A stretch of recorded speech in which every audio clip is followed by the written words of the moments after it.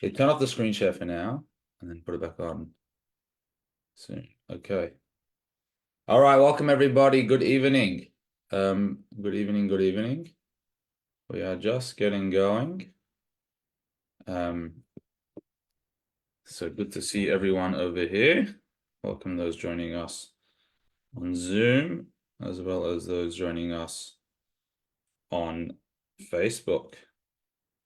We normally give everyone a personal welcome, but there's just so many people here now. I don't know if we have the time for that.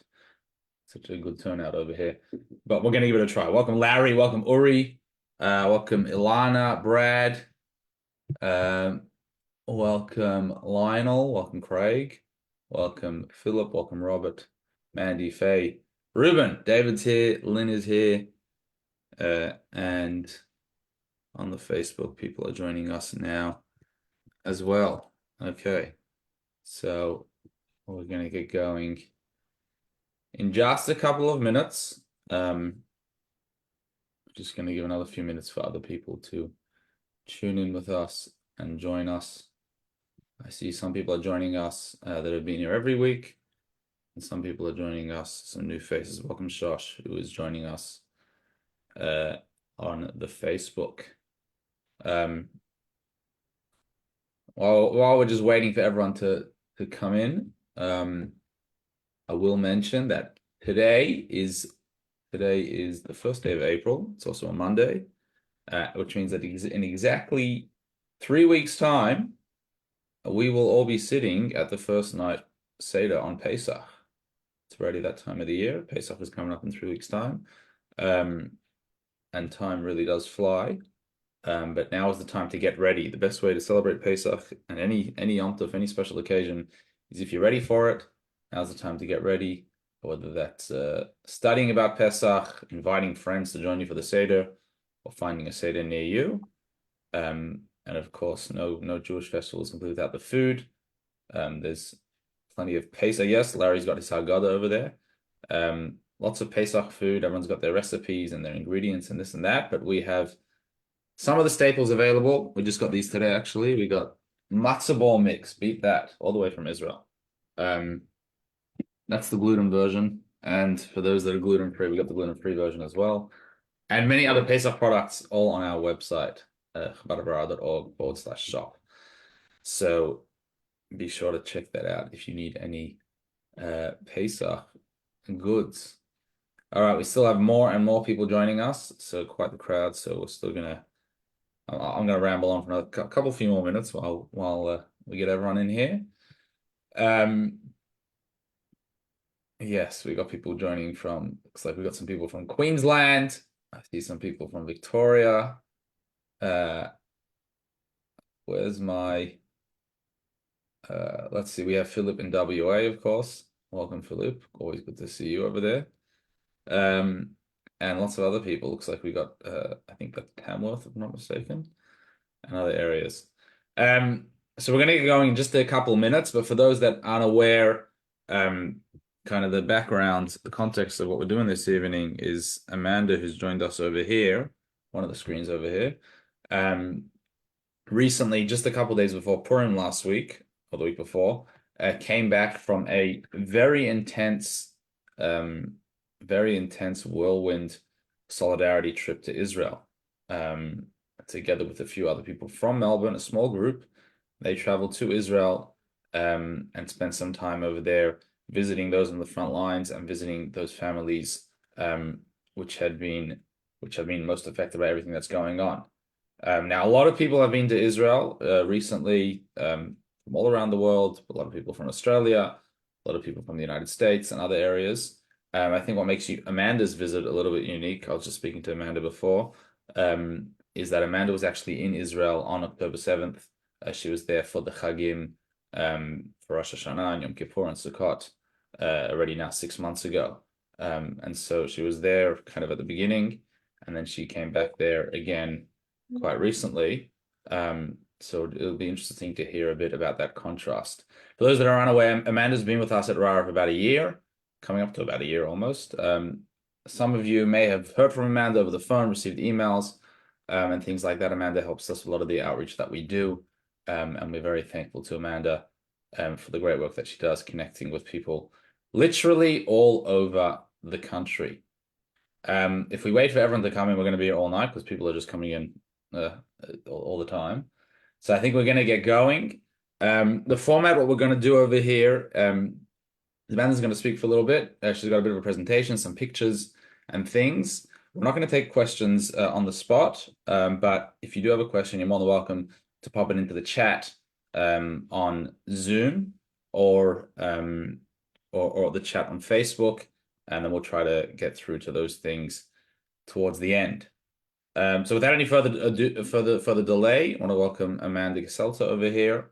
Amanda, it's all yours. Please take it away. Thank you, Rabbi Aaron, and all our lovely, wonderful community around Australia.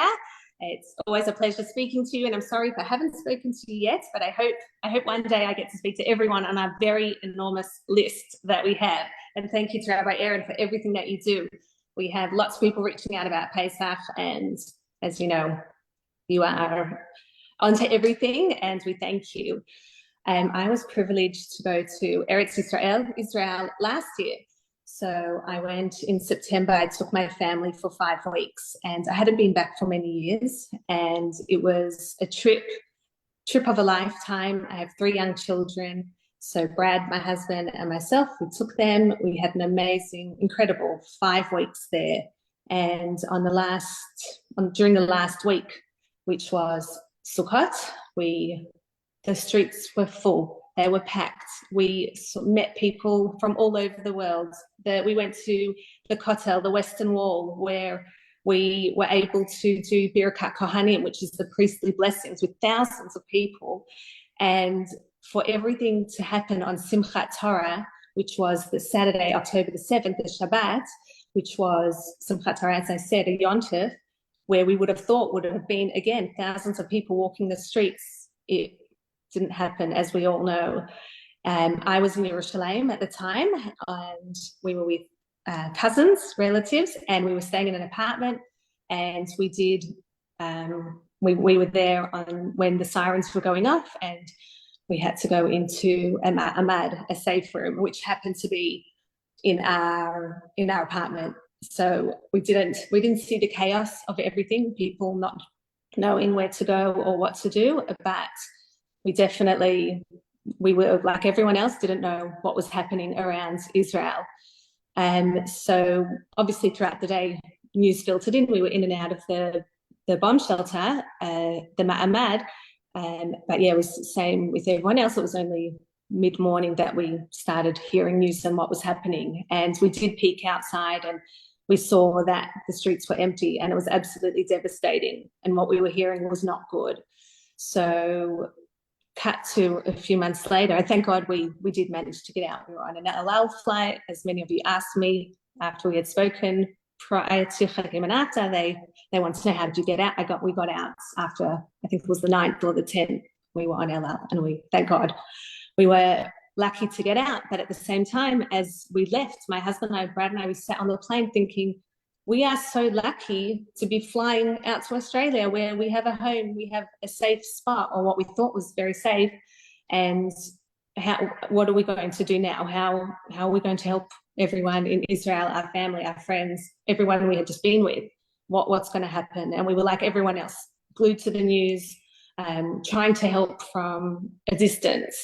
And I think that's what became quite hard for me, that there's only so much you can do. And we do our best to support and tzedakah, charity, and reach out to our friends and family. And it was with a lot of support that I was able to go on this trip. My family said, if this is what you feel you need to do, then go. So I departed on the 11th of March, and I planned to go for 9 days because I really felt that I wanted to help. And I know I was a drop in the ocean to what help is needed there.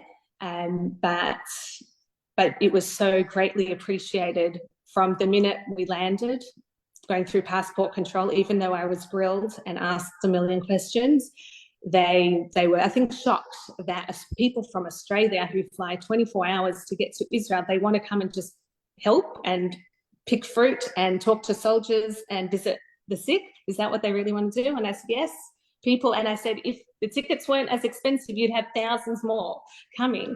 So I said, I'm here to represent, and for exactly that's what I did. So I do have, just to let you know, I have some images that I will show. Nothing should be upsetting, but I will show you one or two of the kibbutzes that I went through.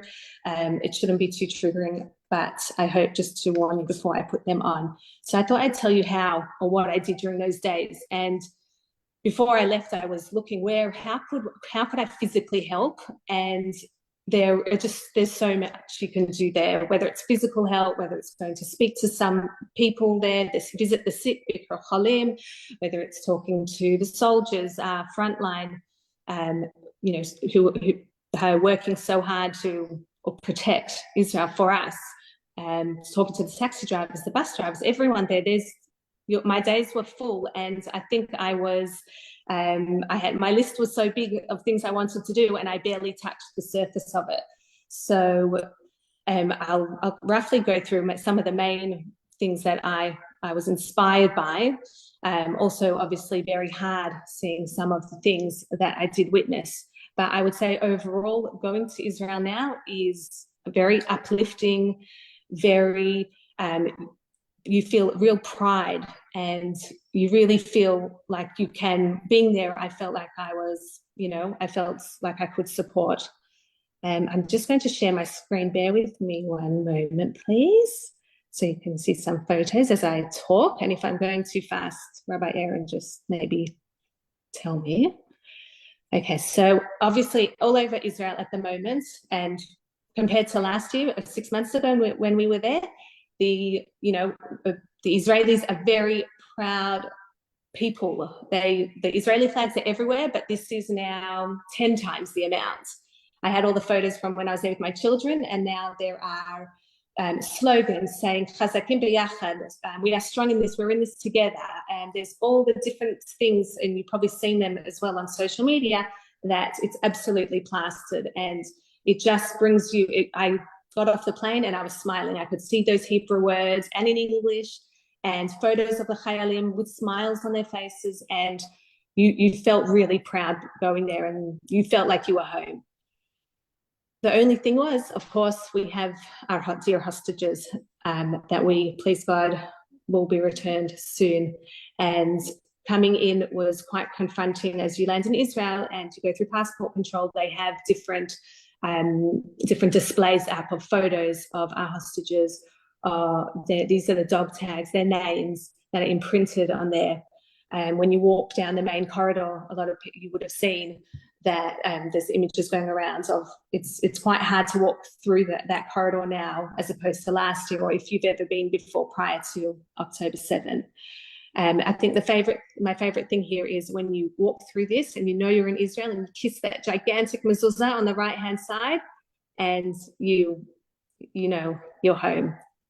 Of course, I had to go to the Kotel first and pray that everyone is safe, and thank Hashem for letting me be in Israel, and just to keep everyone safe, and please God, only good times in Israel. So I went there, as beautiful as always, but of course, again, the reminder that we have lost so many loved ones, and so many that we're waiting for. And these are Yiska candles. So we light a Yiska candle in memory of a soul that we have lost. And this is on display right opposite the Kotel, the Western Mall.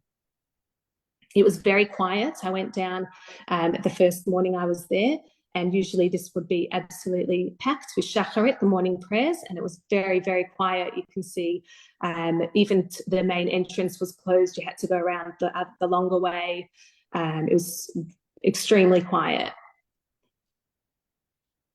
So one of the first things that I wanted to do was to be hands-on, to actually help. And there are many different organizations. This is called Tachlit. There is Kolel Chabad, which I'll talk about soon. There are many, many organizations that deliver food to people who are going through hardship, people who have lost loved ones, people who are waiting for their loved ones, families who have been displaced, chayalim that have gone home and maybe don't have groceries, they haven't had an income, people who have lost their jobs. The list goes on. And this was just one of the packing centres that we went to, and all from all walks of life were there, not just Jewish, everyone, anyone could be part of this, and same with everything that's going on at the moment. I heard that last month 65,000 visitors came through Israel, and apparently this time last year it was 250 something thousand.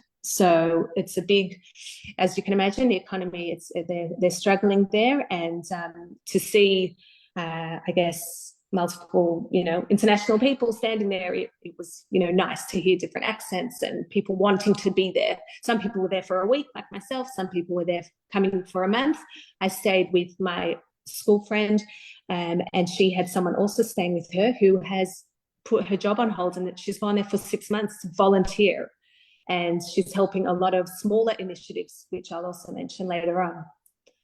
So it was literally a production line. You felt like you were really helping there and schlepping and doing. And these are just some of the packs that go out. And it's fresh fruits that the farms, they are so in excess of all this beautiful produce because, and they don't have enough help on the farms. So they were talking about a lot there, how they just literally need physical help. That's some of the boxes. I think that day, I'm just checking, I think it was 1,500 boxes went out that day. So it's a lot of deliveries. And all the people who are delivering, they're volunteering their time. There's 500 volunteers that come in through a week there. And there's also, this is just one of them. So there are many different organizations like this. As I mentioned, Kolel Chabad also have a distribution center, and they do meals as well as grocery products like this one as well. That night, so that was a busy day, and then always along the way, I would talk to anyone that I saw. I spoke to the bus driver, asked him what his story was, how he was doing, what his family doing, did he have any family in the army? And it was, people just loved that you would speak to them. I think the average bus driver doesn't get spoken to that much. People get on and they're rushing to their jobs.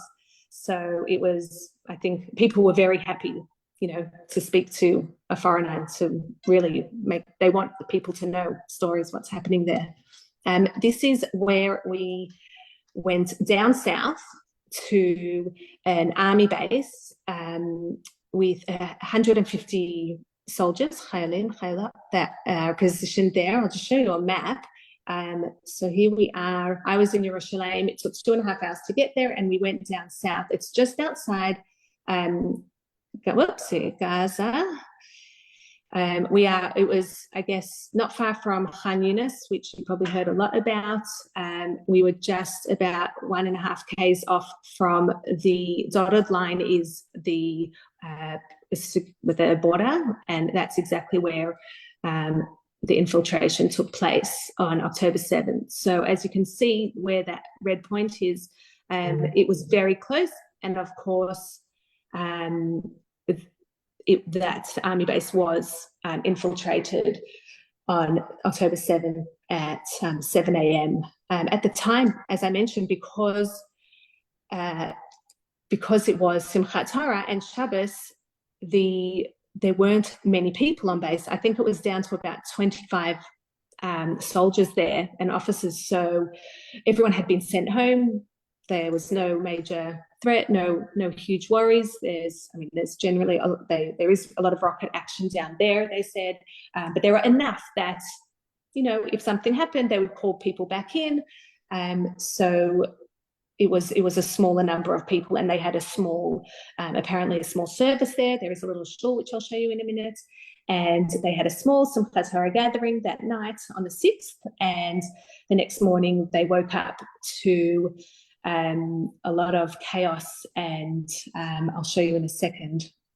We particularly went down to this space, and this is where we hosted the barbecue, and thank you to our RARA community who actually helped support this. And this is why I went down there initially to do this barbecue with another few Australians. And we spoilt the Highland with beautiful steaks. I don't know if it's as good as Australian steaks, but they were pretty impressed compared to what they were eating, and they were very, very excited and grateful.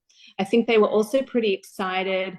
There's some of the guys helping. All of these guys were volunteers that, you know, they're hosting different barbecues and things around. That was our lovely Levy who organised this for us. All of these soldiers, firstly, I had to get permission to have them on video. These I can, but there were some that had to stand back. That's why it looks a little empty.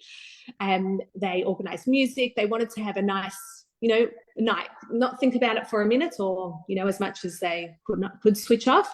And they came to join. Also, apparently they heard the barbecue was happening, and some other head off commanders joined, and you'll see them dancing soon.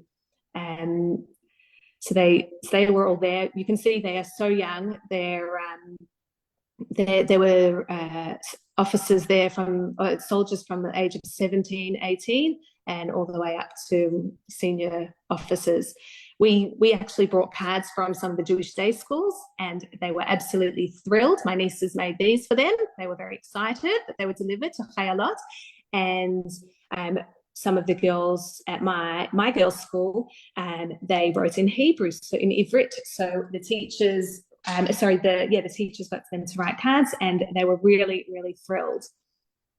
And we also, of course, told them about RARA and what we do, and they can't believe that there's such a huge community in Australia. And rurally, they said they had only heard of Sydney and Melbourne. These guys were very impressed. Australia, Joel Goldblum, Boaz, Jennifer, Amanda, and Chabad of RARA, who has sent representatives here all the way from Australia. הם שלחו מאוסטרליה אנשים להגיד לכם תודה ולתת להם על האש. אז תודה רבה להם שהם הגיעו מאוסטרליה. זה לא סתם מאוסטרליה. וגם תודה רבה למשפחת מינקוויץ, זלמן ושמחה מינקוויץ בניו יורק, שגם תרמו על האש, וגם תודה לוולף הפקות, הקייטרינג, הגרילמנים שם. Okay, so they were everyone wearing the RARA kippas over there. Yeah, for sure. You can see that right over there. Absolutely, they were very excited. They were wearing their Australia, Joel Goldblum.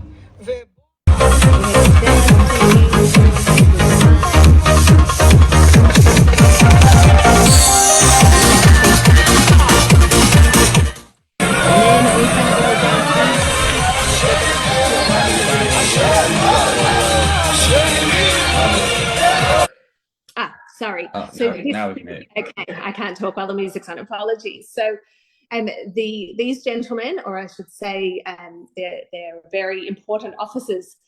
They came in especially, and they were so grateful. They had excellent English, and they made a lot of the soldiers come up to us and thank us, and they wanted each of them to come. There were a lot of soldiers there, and we spoke to them for quite a while. And some of them had gone home, but they'd literally been in since October 7th. So that would have been about 4.5 months or so.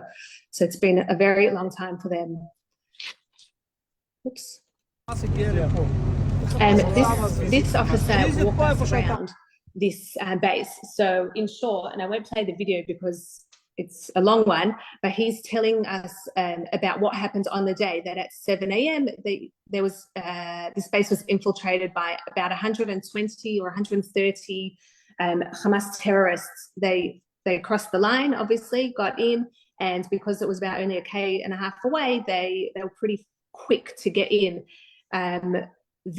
Because it was such a small amount, there was such a small amount of soldiers. Unfortunately, seven Givati soldiers were killed, and ages ranging from 17 through to I think 30. The others, who I guess didn't come out straight away, they heard the commotion, and they managed to escape in trucks and different things. They left for a few hours, apparently, and then they decided to turn around and come back. Surely they would have been gone. They said there wasn't, you know, too much. They would have moved on once if everyone was out of there. So they came back, and these Chaylim that came back, they called everyone in from who was usually on base. Obviously, you know, people had gone home for the holidays, for Simchat Torah to their family, and they said everyone jumped in their cars and were all back down there as fast as they could. When they came back, I don't think I have a picture of it, but sorry, their buildings were absolutely destroyed. Their whole kitchen and eating cheder ochel, where they eat, was absolutely burnt down. Two of the bunk houses where they live and the bathrooms were absolutely destroyed. And these soldiers said they're rebuilding as fast as they can. They need to be here and rebuild. And this was just one of the many stories that happened at the bases along the border of Gaza and Israel. They took me down the side, or took us all down the side, to show us that these were the tanks that they had driven in the day before from Khan Yunis, where they were obviously, you know, doing what they're doing across there. You can't really see, but this is pretty much how close you were to Gaza. So just beyond that tree line is the fence. So they really were very close, and obviously, unfortunately, on October 7th, we're too close. One of the soldiers was telling us that on the first few days when he went in, this soldier, he was in his tent for 3 days straight. He didn't get out because he said if he got out, he was gone. He was absolutely not going to survive. And you can just see the conditions of being in a tight tank, just how remarkably strong and courageous our soldiers are. So there were also stories. This guy, his name is Roy Weiser. There were also stories like this young woman. She's talking about her friend that was killed. I don't know if you can hear it. I'll just put it on. He was a very close friend of mine. He always smiled. So I want everybody of you to smile, even when life is hard. Just remember that nothing is big on you and you can do everything. Just do it with a smile. And he was very brave. He saved our. I'm not sure if you could hear that, but I'll just say she was explaining about her friend Roy Weiser. He lost his life fighting. And she just said that he was so positive, always smiling, and we should just remember him and always smile like him no matter how hard things were. And this was just one of the many stories that I was told about the soldiers who fought on October 7th for us and continue to do so. Everything, as I said, even the shopping bags that they brought in from the butcher has be strong, together we will be strong. As I mentioned before, on October 6th, you know, this base were celebrating Simchat Torah, and they had danced with this Torah. And if you zoom in, I don't know if you can see at the bottom of the Sefer Torah, it is torn. And on October 7th, when they came in, the terrorists came straight to the shul, and they didn't destroy it completely. This was still standing. There were lots of bullet holes you can see on the right-hand side. And you can see a bullet went through the Torah, but remarkably, and a miracle, that it did not touch the parchment. So when they unrolled the Torah, for some reason, I don't know how, it doesn't make sense because it looks like it's right in front of where the scroll would be. It missed it, and it went through the back of the Ark, the Aron Kodesh. So there was also another bracha on the wall where it misses Hashem's name. And it was just, to see that, it was quite amazing. So there's a couple more photos. These were all the cards these were all the cards that students had sent. You can see in Hebrew and English, all from Australian students.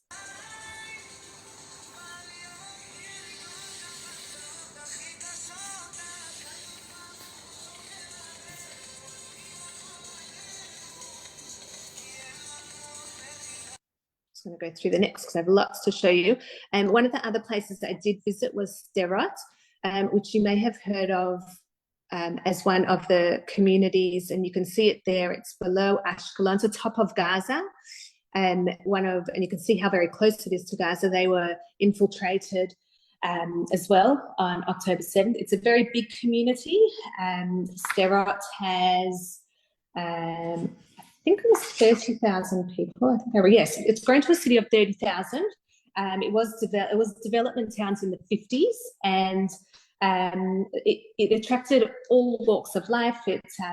We met people there from North Africa, ultra-Orthodox, secular, from the north who had moved down south to work. It's a very, very large community.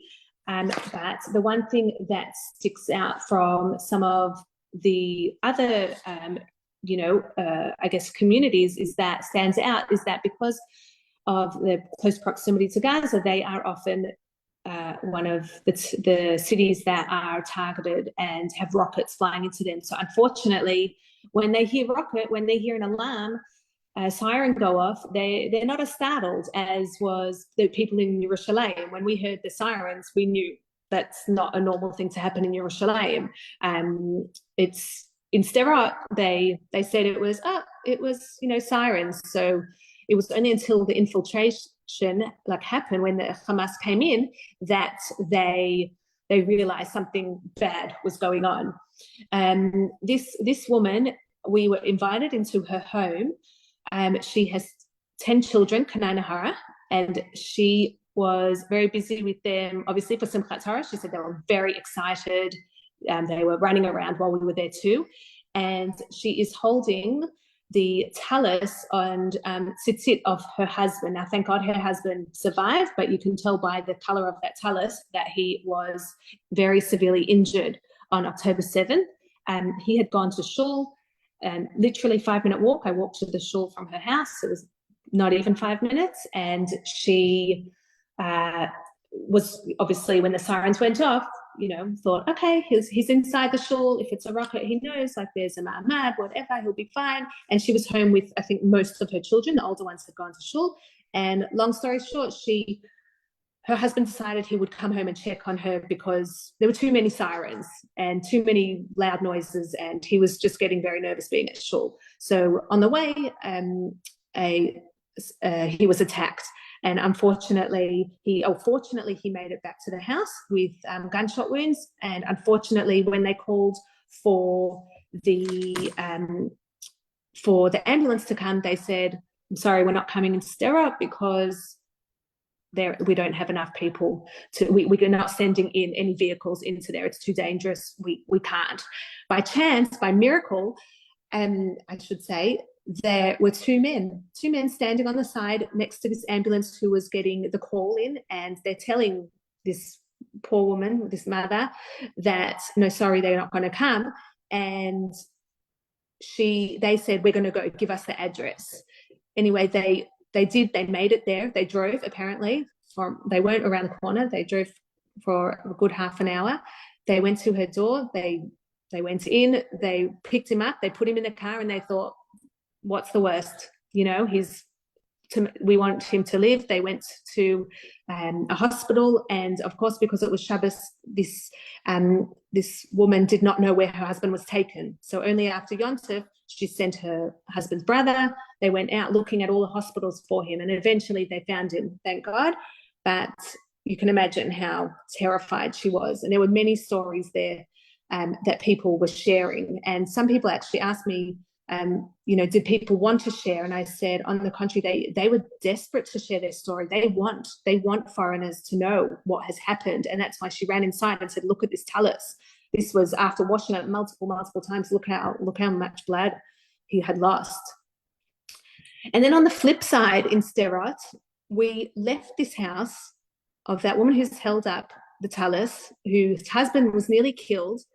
to a birthday party that's around the corner. And what this made me realize was that the Jewish people and the Israelis, we are so strong. I mean, sometimes, you know, not every minute of the day, but this father who came up to us as we were looking at this Paw Patrol jumping castle in a town where so many people had lost their lives, were attacked, were, you know, it had just devastated Stera. There were still birthday parties happening, and he said, we have to rebuild. We are strong, and we are going to, you know, we're still having birthday parties, and we have to show our children that Israel is, we are going to, you know, be strong. We are strong. The next place I did visit was Be'eri, Kibbutz Be'eri, which I guess we have all, whoops, sorry. And this is Kibbutz Be'eri. As you can see, a beautiful kibbutz, and this is just walking through the gardens. מתי הצבא נכנס, אז זה כוח אחד שנכנס ואחרי שעה יצא. מתי הצבא נכנס? And then it was absolutely devastated. And well, it was, as we know, it was infiltrated on October 7th. And we spoke to Yaron, who had a young family, 2 young children. That's not him on the right there. That's just someone else who was guarding us through here. And they were obviously attacked, and the kibbutz of 1,200 people where many casualties occurred, and hostages were taken, kidnappings. There were kidnappings. They are demolishing the houses and rebuilding, but there were a few that they've kind of, you know, are still up. So we did have a look and we did speak to people, and you can see the signage is still there of who was there at the time. And unfortunately for Be'eri, a lot of people were there on Simchat Torah because they were celebrating with family. I think and I'll just flip through some of these, you can see all the Hebrew writing in graffiti is markings for Zakah, who are the organization who collects bodies. There's also for the army, just to show that there's, you know, no remains, that there's, you know, different, the police have been in, the IDF, there's different markings on the walls. But as you can see, unfortunately, it was absolutely destroyed, and there are these signs there, and just notes of just love and support to the residents there. Be'eri was one of the very awful kibbutzes it was just, you know, we saw that news come through to Australia. It's interesting to look at this, how some of the houses are absolutely intact and some are not. And the Yaron who walked us through here was in one of the very burnt down houses, and he spoke about having to hide his children in the safe room and just, you know, praying that it would be all over. And thank God he was safe. But he said that he is not returning to, his children and wife are not ready to return to Be'eri. And he said, obviously, it's going to take a lot of time. And I think that's what I was saying to some of the people I spoke to. I said, Israel is still in the midst of this. We haven't even touched the surface of post-trauma. So the support that Israel needs now is only, you know, we only need more support to come, because can you imagine in the next few months, please God, if, you know, we don't know when this will be over, but they're going to need constant support for people who have gone through such brutality and trauma. We did visit Re'im, the Nova Festival site, and there were people gathering there. These were just oranges from the farm. You know, people were there gathering. Chayalim from all over Israel were coming in still to pay respect to their, you know, people who they had served time with, friends. They were coming through the whole time, and you've probably seen images of the Nova site where it has images of those that passed away or are held hostage. It was very hard to see some of these, especially in real life. but it was important to be there. And we went on a particular day where a family, we were there on a particular day where a family hadn't been there since the passing of their son, and they came with about 100 friends, family, and they were just singing the entire time. And they, you know, they were crying and upset, but they were holding hands and singing and thanking Hashem. And it was really, I'm not sure of the word, but it was quite gut-wrenching. And people are constantly lighting Yizka lights.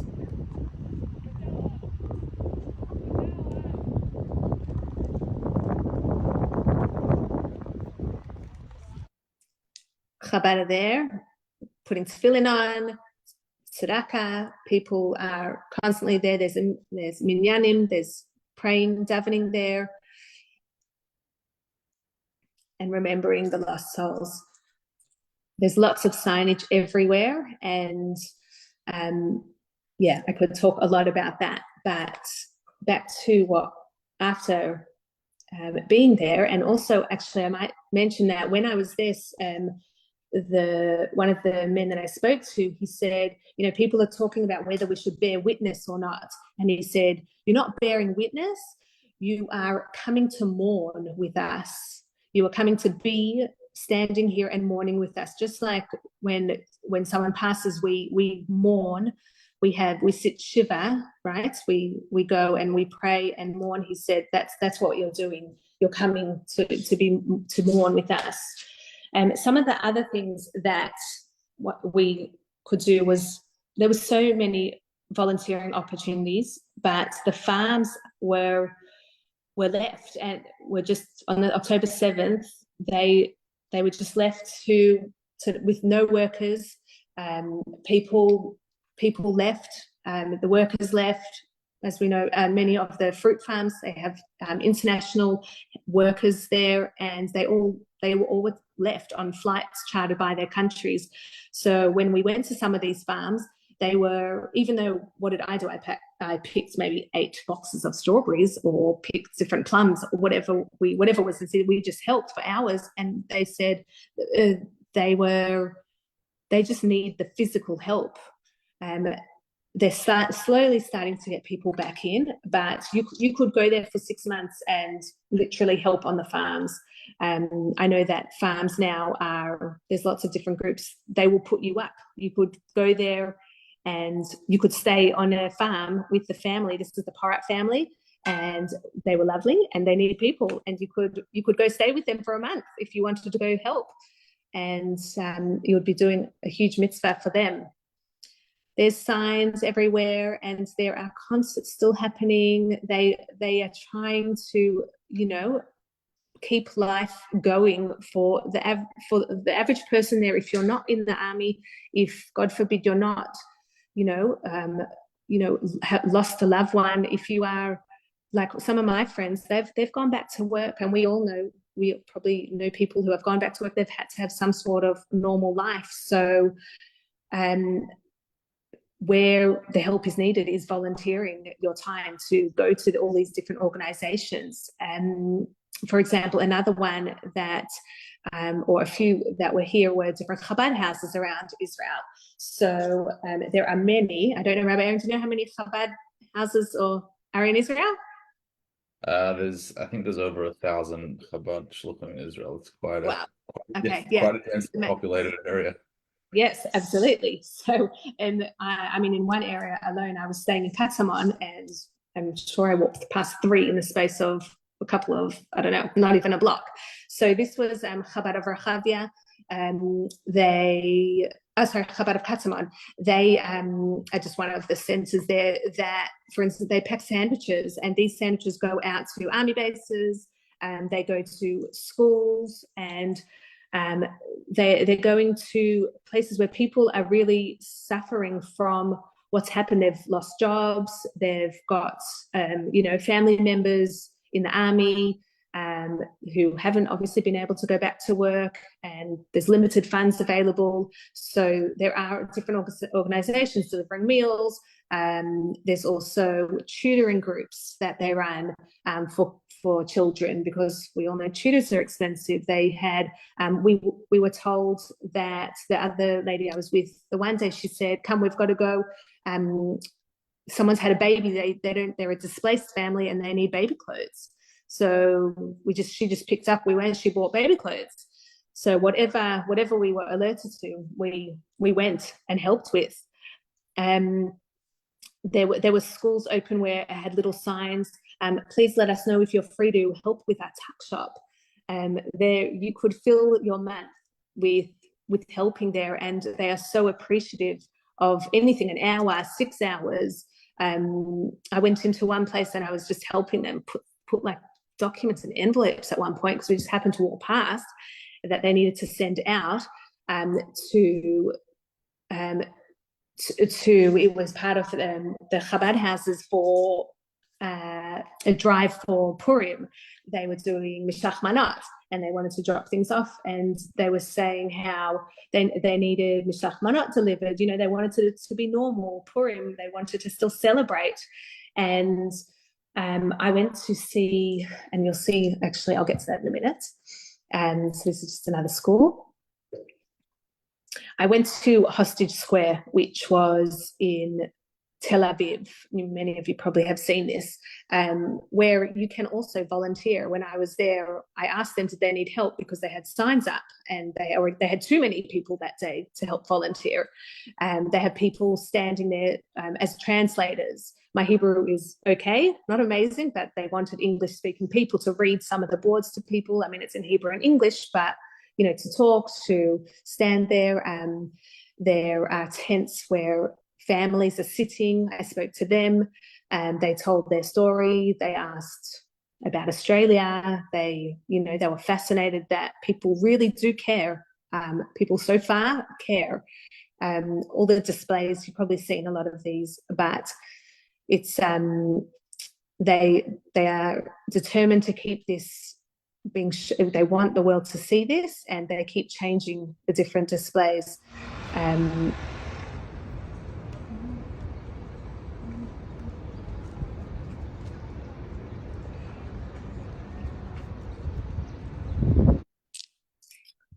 It's quite devastating looking at all this. We went into the tent where, usually there are gatherings here. In the afternoon, some of the families come and you can talk to them, or sometimes they won't talk, or they'll be singing, or different services there. And I happened to go in there, and my family my in-laws are related to the Perez family. And just recently, unfortunately, they were notified that he had passed. His family had waited over 5 months to know this. Him and his brother were soldiers, and they had gone in. They had gone in on October 7th.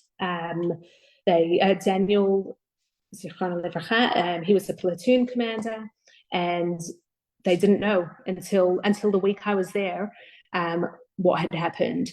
There was speculation, there were things like that, but I couldn't even imagine what they went through and what the rest of the families are going through. There were different, they had a tunnel just as an exhibit there, and you could walk through it, which was very sad to look at and see and read some of the messages, and of course all the different signs. And these exhibits are also not just here, but also all throughout Israel. So I went to Netanya. I was near Herzliya. I went on the trains a lot, in the public transport, and it's everywhere. And people talk to you, and you talk to them. And I think one of the main things that people are saying now is it's been 177 days. I'm pretty sure that it's today. 177 days, and there are there are things in Israel that they need people, they need the world to continue supporting, they need people even from a distance to not forget that it's still happening. And they're saying there's a lot of fatigue, you know, from watching the news, or from, you know, it's we're waiting so long. And they said the main message that they kept saying to me, you must tell your communities that don't get tired now. This is only this, like, you know, we've gone through such terrible times, but it's still the start. It's still, Israel has a lot to go through still, and to get through the war first and foremost, to get the hostages back, to get back to some new way of life there, but to rebuild. And they said that they need visitors, they need people to be in contact with their friends and family, show their support, and just, you know, not forget and continue. And I mean, the other days, there's, you know, so many organizations, I heard they needed mats for the tanks, and I mean, anything you can help with, they are so grateful. So this was up north, it was very rainy, and unfortunately the Chayalim, they were slipping in their tanks. So that was one small thing that you could help with. And you know what, they said it doesn't have to be monetary value. If you can call people in Israel, they said your friends, old friends that, you know, you haven't been in contact with in a long time, you can write school children letters, you can email Chabad houses and say, you know, I'm happy to be a guest speaker on a Zoom. They said they would be fascinated about Australians. I know a group of teachers in Melbourne who are teaching online still to some displaced families, because they still want to learn English. They want to continue their English lessons. I know when I went into Sderot, there's a big centre, a community centre there, where there's different therapies, and they said they're very short on therapists at the moment, psychologists. That's one of the areas of where they're going to really struggle afterwards, where people need different therapies. They don't have enough therapists there, and they don't know how they're going to actually be able to, you know, help people. So I think it's we need to help where we can, and I was very privileged to be there, even though it was just a week. I think bringing back that message that we still need to support is the important part, and we need to continue praying, davening, and we hoping for only good things in our land. I'm happy to, if there are any questions or comments. Yeah, thank you, Amanda, for that. That was really quite moving and informative as well. The pictures really made a big impact as well, to see everything going on over there. To see that kind of first person view, you know, that we saw, that you went through. So thank you so much for sharing that. And you're also, just to stress, that we did send out, before Amanda left, an email. A lot of people sent letters. I don't know if you noticed, but in that video that Amanda showed of the wall of all the different letters, there were actually printouts of messages that people in Australia had written. And there was also a lot of contributions collected from people in rural regional Australia to enable various elements of this trip to take place. Amanda's happy to take some questions, just because we don't have forever, and there's, you know, we could be here for a very long time. Yeah, Amanda, if you close the screen share. Let's just focus on questions having to do with the things we saw that Amanda's mentioned over here. I think that'll just kind of keep things a little bit on track. So if anyone does have anything kind of related to that, we definitely have a bit of time for that, if anyone has anything to ask or to comment on in that space. Yeah, I have a question. Yes, Michael. Hello, I'm Michael from New Zealand. So I've heard about volunteering for things like working on farms and so on. Has anybody heard anything about volunteering in professional areas? Amanda, have you heard of that? So yeah, as I mentioned, I haven't heard. I heard about for therapists, and medical assistants. Was there something specific that or an area that you're looking at? Yeah, my area is the technical side of the internet and telecommunications industry. So that, fortunately, is actually pretty universal world over. Yes, So my skills are directly transferable from New Zealand to Israel, and I do not need any sort of specialist licenses or anything like that. Yeah, absolutely. I'm happy to inquire because we are in touch with a few of the big, organizations here in Australia who's supporting Israel. So we can, if you want to maybe send a message to Rabbi Aaron, we can maybe help you with that and get you in contact with the right people. Oh, that'd be lovely. Thanks. Yeah, definitely, Michael. Thank you, Michael. Yeah, send us an email, info@rara.au, and we can definitely chase that out. Shosh has asked on Facebook, Robert, I see you raise your hand, we'll get to you in a second. Shosh is just asking on Facebook, she says, were you scared being so close to Gaza? No, I was not. I only got a little bit scared when they lost the way home. But no, I wasn't. I think hearing everything that they're doing, and obviously security, they have a lot of different things in force. I don't know if you saw in the background, there were different communication towers that were portable ones that were put in. They have a lot of extra manpower right on the borders now. And to be honest, I don't believe they couldn't do that again.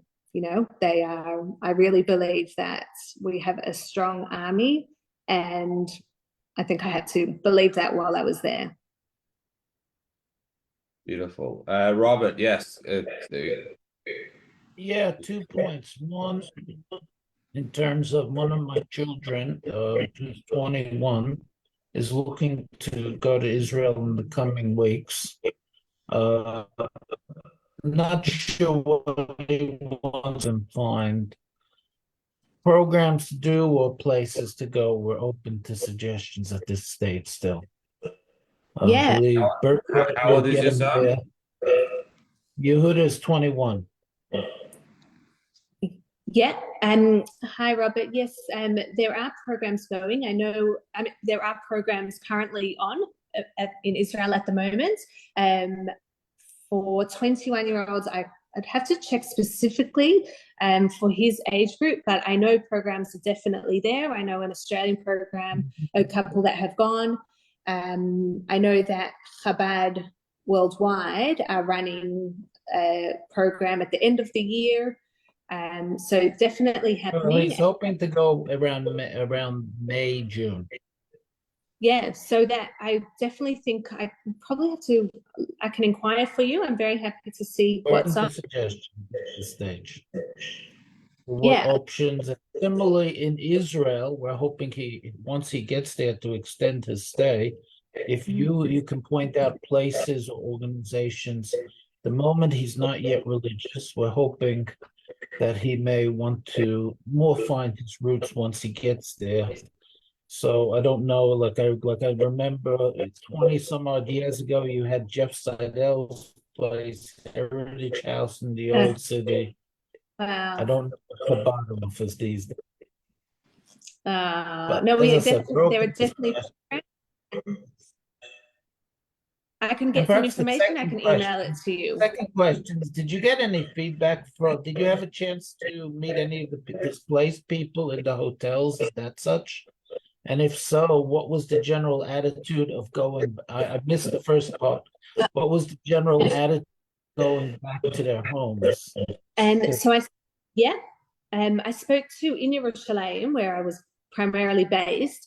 I spoke to a couple of families. There are still hotels with displaced people there, and there are still displaced people in the Dead Sea and Eilat. Eilat has a lot of displaced families. I think originally they had 70,000 people down there, but people are slowly going back. A lot are choosing not to because they're not ready to face it, or they're sending in, people to rebuild, and then they're not sure still, or they're making plans to move elsewhere. So yeah, some people want to get home. I spoke to, for instance, that the Yaron from Be'eri, he wants to go home, but he said his wife and children, it was too traumatic for them. His little one, who I think was 2 years old, physically, she stopped talking for some time after that. She was physically traumatized, and they couldn't put her back into that kibbutz. And so they said it's going to take time until they decide. So for the time being, they're at the Dead Sea in a hotel, which is not comfortable at all. And when I spoke to people, they said there's some families were 5, 6 people in 1 to 2 hotel rooms.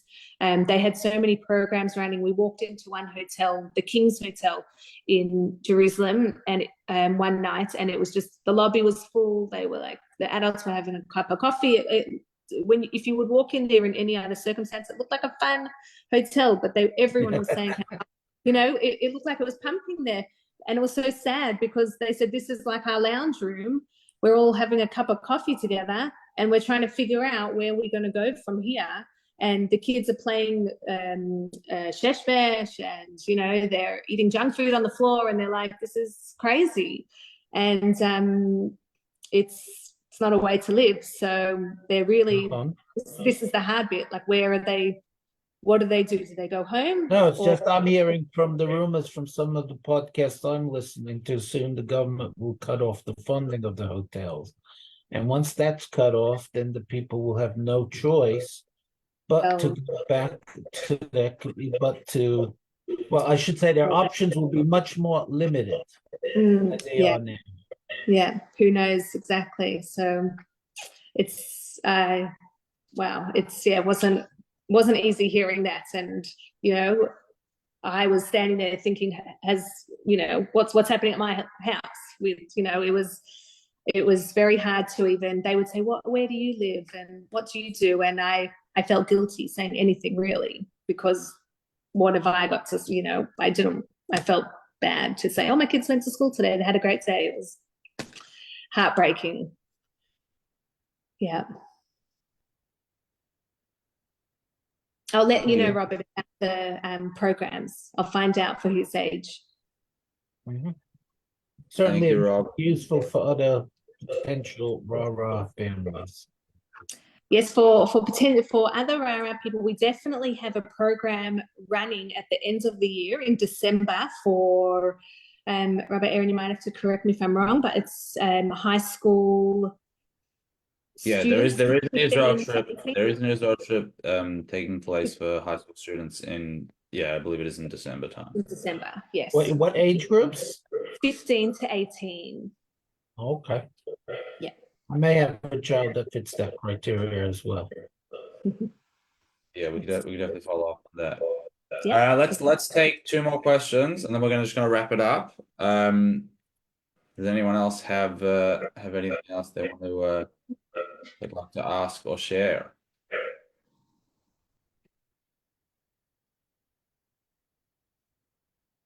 Now's a chance if anyone May I has. ask a follow-up question I just thought of?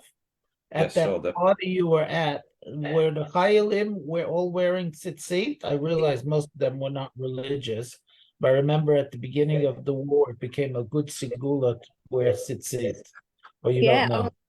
I wasn't looking down, but they definitely cut the kippot, the yarmulkes that were there. They were very excited. So for those who weren't wearing one, were wearing one by the end of the night. And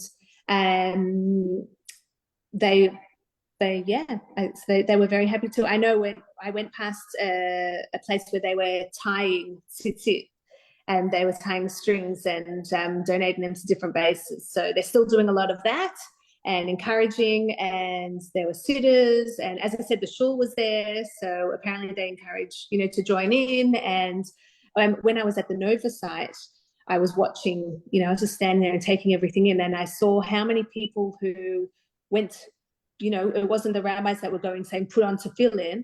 It were people standing there, and they walked over and they saw them holding the tefillin, and they went over and they asked, can I put on tefillin today? It was the opposite of what you might see. So I think definitely, I think people are feeling the connection to their Judaism. Yes. All right, well, I think we're going to wrap that up now. Really want to thank everyone for joining and for hearing about this. And of course, a big thank you to Amanda. Obviously, took a tremendous amount of strength and courage. And thank you to Amanda's family as well for letting her go and make that visit. But I think it's given us tremendous strength knowing knowing what is going on the ground and being able to see that firsthand and seeing how everyone is coming together and being able to really bind together and work together as one nation. Thank you, Amanda. Thank you, everyone, for joining. And we'll see you all, please God, next week. Take care. All the very best. Good night. Good night.